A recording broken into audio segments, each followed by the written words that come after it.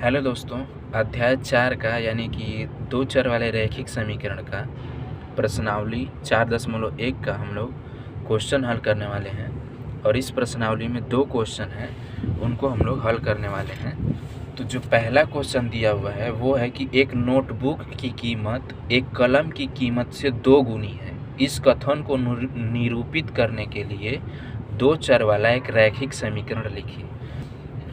तो हम लोग क्या करेंगे, मैंने आप लोगों को पिछले वीडियो में दो चर वाला रैखिक समीकरण कैसे बनाया जाता है उसके बारे में बता रखे हैं। डिस्क्रिप्शन बॉक्स में उसकी लिंक है, आप लोग वहाँ से देख सकते हैं। तो इसमें दिया हुआ है, तो हम लोग पहले मानते हैं कि नोटबुक की कीमत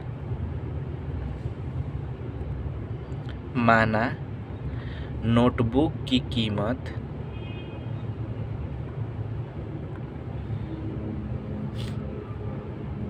X रुपए है। और इसी प्रकार और कलम की कीमत Y रुपए है। ये हम लोग पहले मान लिए। चूंकि दो चर वाला रैखिक समीकरण है तो इसमें हम लोग दो चर मानेंगे। एक नोटबुक की कीमत को X रूप में मानेंगे और कलम की कीमत को Y रूप में। किसी को भी कुछ भी मान सकते हैं, जैसे नोटबुक को ही Y मान सकते हैं, कलम को X मान सकते हैं, उसमें कोई रूल नहीं है। तो जैसे जिस प्रकार हम लोगों ने इसको माना, तो अब क्या इसमें बोला है, वो ये बोला है कि जो नोटबुक की कीमत है वो कलम की कीमत से 2 गुनी है। यानी ये 2 गुना है, ये अधिक है। किससे? Y से। तो इस Y में 2 गुना है, मतलब Y में 2 से गुणा कर देंगे तो इसके बराबर हो जाएगा। बात समझ आ रही? यदि कलम की कीमत Y है तो इसमें हम लोग 2 का गुणा कर देंगे, तभी तो वो नोटबुक की कीमत के बराबर होगा, जो सूचना दी हुई है उसके हिसाब से। तो हम लोग इसको लिख सकते हैं प्रश्नानुसार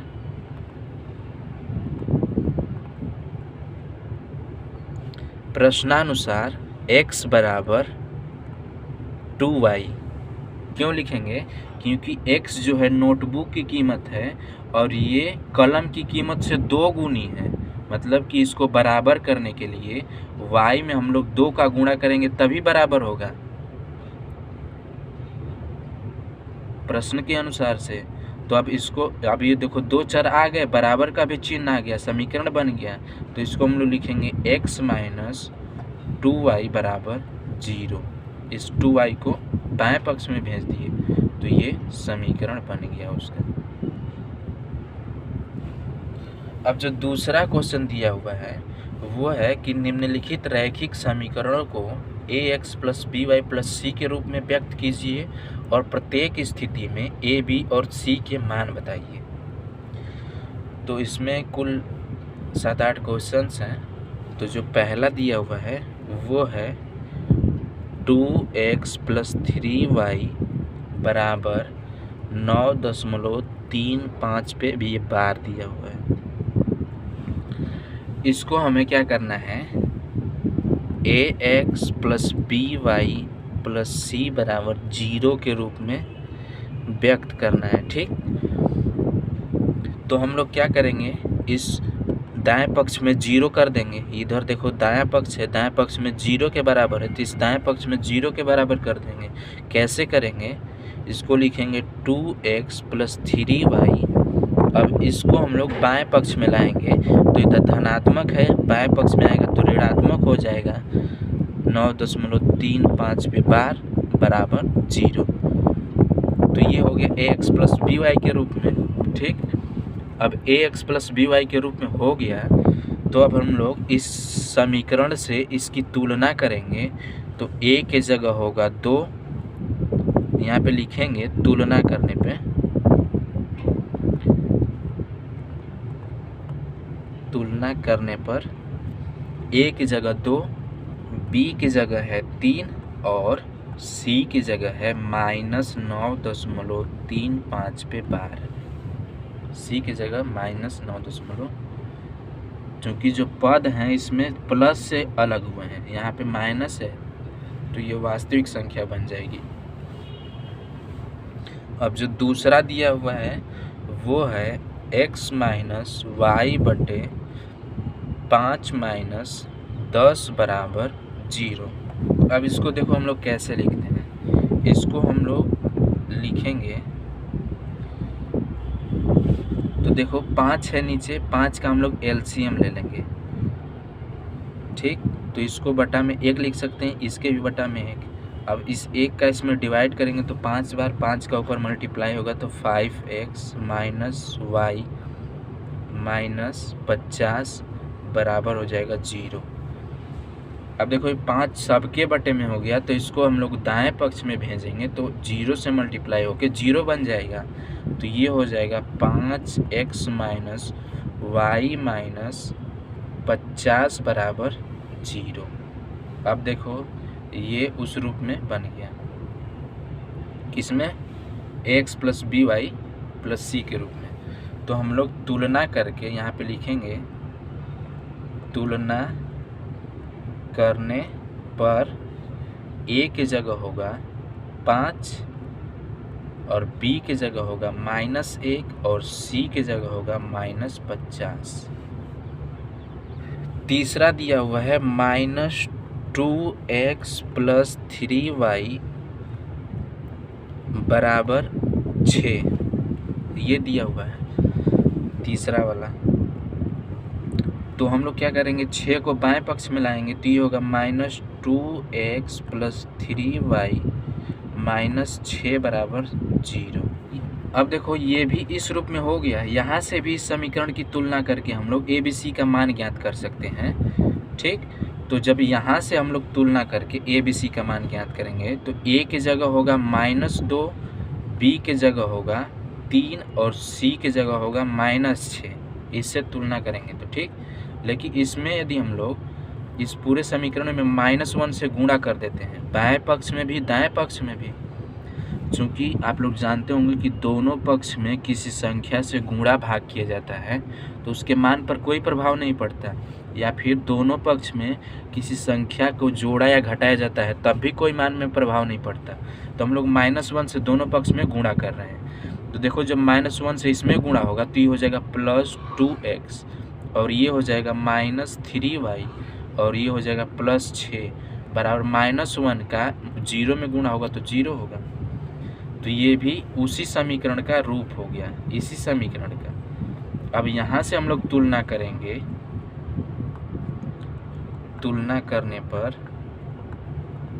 तो यहाँ से प्राप्त होगा a का मान 2, b का मान -3 और c का मान 6। इस तरीके से यहाँ पे देखो a का मान जब -2, c का मान -6 था तो b का मान +3 था, लेकिन जब a का मान +2 है, c का मान +6 है तो b का मान -3 आया है। बात सेम है, बस थोड़ा सा ये भी सही है ये भी सही है, कोई प्रॉब्लम नहीं है। अब जो चौथा दिया हुआ है वो है x बराबर 3y। तो इसको हम लोग बाएं पक्ष में लाएंगे तो ये होगा x माइनस 3y बराबर 0। अब देखो इसको क्या लिखेंगे, x माइनस 3y प्लस 0 बराबर 0। किसी संख्या में 0 को जोड़ेंगे तो उस मान पे कोई प्रभाव नहीं पड़ेगा। तो देखो ये समीकरण के रूप में हो गया, उस समीकरण से तुलना करेंगे तो उसके रूप में हो गया। तो ए की जगह है 1, बी की जगह है -3 और सी की जगह है 0। देखो तो ये हो गया। यदि आप लोग इसी में -1 से मल्टीप्लाई कर देंगे तो यहाँ पे a की जगह -1 होगा तो b की जगह +1 हो जाए +3 हो जाएगा। इसी प्रकार पांचवा दिया हुआ है 2x बराबर -5y। ये है पांचवा, 2x बराबर -5y। तो इसको हम लोग लिखेंगे 2x प्लस 5y बराबर 0। इसको और अच्छे से लिखेंगे तो 2x प्लस 5y प्लस 0 बराबर 0। तो ये समीकरण के रूप में बन गया, हम लोग वही कर रहे हैं। अब वहाँ से हम लोग तुलना करेंगे, तुलना करने पर किससे, इस समीकरण से तुलना करने पर ए के जगह होगा 2, बी के जगह होगा 5 और सी के जगह होगा 0। और जो छठा है वो है 3x + 2 = 0, ये दिया हुआ है। तो इसको हम लोग क्या लिखेंगे, देखो इसमें एक चर है, तो एक चर वाले को दो चर में बनाने के लिए मैंने बता रखा है आप लोगों को कैसे। इसको हम लोग लिखेंगे 3x + 0 × y + 2 = 0। 0 में y का गुणा किया गया है चूँकि 0 ही है और ये 0 जोड़ा गया है, ठीक। तो यहाँ से जब हम लोग तुलना करेंगे तो ये होगा a के जगह 3, y के जगह b के जगह 0 और c के जगह 2, तुलना करने पे। इसी प्रकार जो सातवां दिया हुआ है वो है y - 2 = 0, तो इसको हम लोग लिख सकते हैं 0 × x + y - 2 = 0। ये 0 का ही रूप है, आप लोगों को बता रखा है मैंने। 0 में x का गुणा 0 ही होगा, तो 0 को इस रूप में लिखा गया है ताकि x वाला चर आ जाए। इसमें y वाला चर था इसलिए x का, इसमें x वाला चर था इसलिए y का गुणा किया गया था। तो यहाँ से हम लोग तुलना करेंगे समीकरण से, इस समीकरण से तुलना होगा तो a के जगह 0 होगा, b के जगह 1 होगा, यहाँ पे कोई नहीं तो 1, और c के जगह -2, देखो c के जगह -2। अब देखो जो लास्ट वन है वो है 5 = 2x, ये 8वां है, ठीक। तो इसको हम लोग क्या लिखेंगे 5 - 2x = 0। अब देखो इसमें x वाला है y वाला नहीं है, तो क्या करेंगे, इसको लिखेंगे 0.y मतलब गुणा प्लस 5 - 2x = 0। अब y वाला भी आ गया, इसको व्यवस्थित रूप में लिख दिए तो -2x + 0y + 5 = 0, ये हो गया। तो यहाँ से भी ये समीकरण के रूप में हो गया। जब इससे तुलना करके लिखेंगे तो यहाँ से a बराबर होगा -2, b बराबर होगा 0 और c बराबर होगा 5। लेकिन यदि इसी में हम लोग -1 से गुणा कर दें, ठीक, गुणा करने पर -1 से, तो इसमें दोनों पक्ष में गुणा होगा, तो दोनों पक्ष में -1 से गुणा करेंगे तो यहाँ पे इसमें गुणा होगा तो हो जाएगा +2x, यहाँ पे गुणा होगा तो -0.y और ये हो जाएगा -5 बराबर इधर हो जाएगा 0। अब ये भी समीकरण का रूप हो गया। अब देखो यहाँ पे प्लस है तो इसको हटा देते हैं, तो यहाँ से तुलना करके लिखेंगे तो a की जगह आएगा 2, b की जगह 0 ही आएगा। देखो 0 को माइनस से कोई मतलब नहीं होता, 0 न धनात्मक होता है न ऋणात्मक होता है, तो ये 0 हो गया। और c की जगह हो जाएगा -5, तो ये भी सही है, ये भी सही है।